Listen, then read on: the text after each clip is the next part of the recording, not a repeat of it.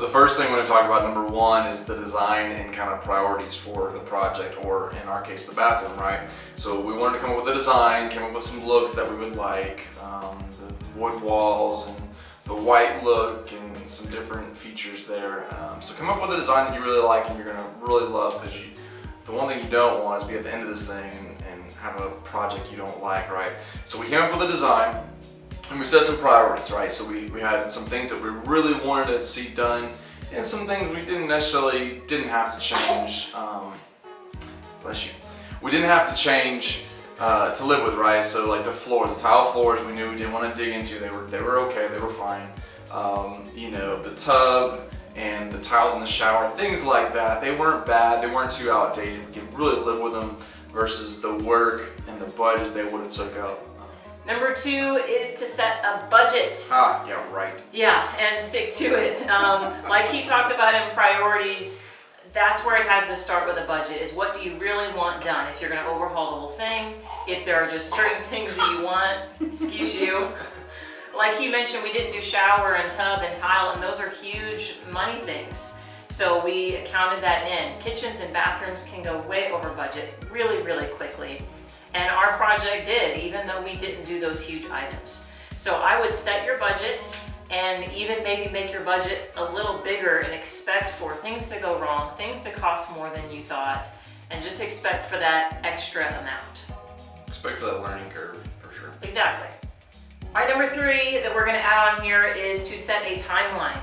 And if I remember correctly, correct me if I'm wrong, I believe our timeline was a month that we did this on our own.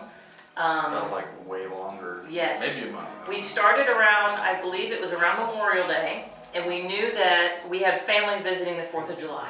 My parents were coming to visit. We knew we were going to want this bathroom put back together as much as possible. So we put that, and that seems like plenty of time, except that he was working a full-time job and he was doing most of the work, and we had, I guess, probably a 1-year-old, and the other one would have been maybe 3. So I pretty much had a full-time job, he had a full-time job. We were trying to figure out a way to work in a messy bathroom without kids everywhere. So the month was a crunch, but it made us get it done.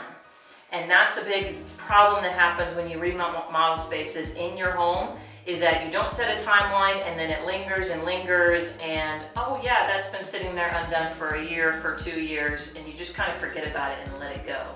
So try to set a feasible timeline. I guess ours was feasible because it still happened for the most part. I think we didn't replace that light for a long time.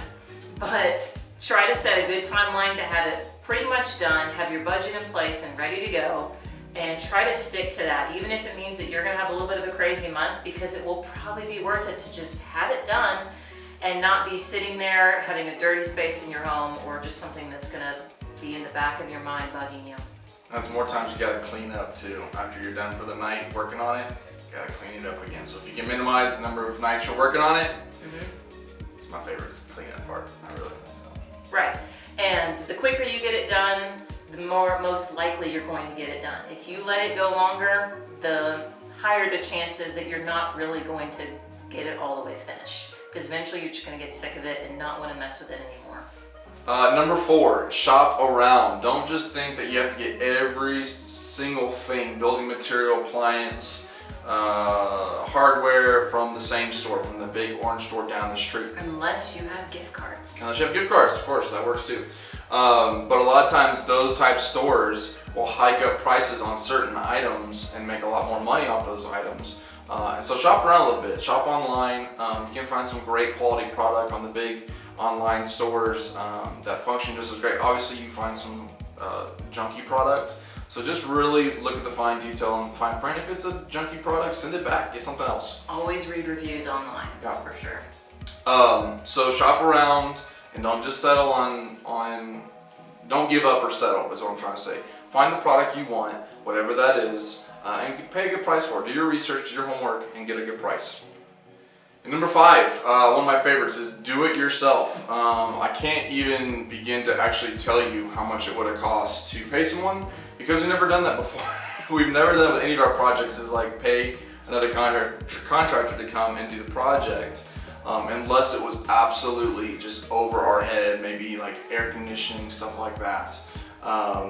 but there have been almost every single project we've done we've done it ourselves. We've forced ourselves to learn, to try to save on the budget. And so yeah, do it yourself if you can, and force yourself to learn. So please like, share, subscribe. You know you want to. She cute. Terrifying.